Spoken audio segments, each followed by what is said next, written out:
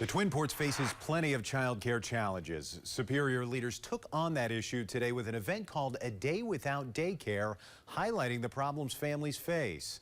Northern News Now's Cara Kopp spoke to one child care provider, hearing how these conversations are important to the future of Superior's youngest residents.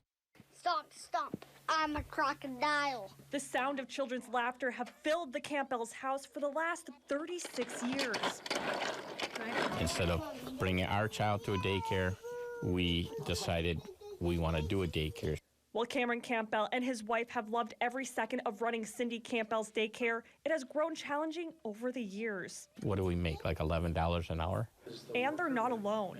At a Day Without Daycare event Tuesday, child care organizations across the city spoke about the affordability issues they have been facing.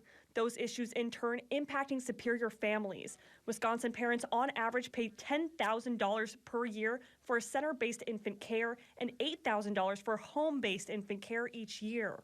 We have 399,000 children through the age of 5 who have no child care in the state of Wisconsin.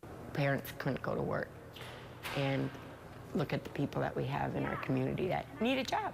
Pam Dawson is the owner of Tender Loving Care in Superior. She says that there is a lack of attention from the community on child care and the challenges around it, saying that if people in the area, including businesses, step in, it would make a world of difference. You know, sometimes it's even opening up a center within your facility. Child care providers in the area want to keep having these conversations with everyone, saying it takes a village. Making sure the child has quality care, making sure the affordable care, making sure it's available. In Superior, Cara Kopp, Northern News Now.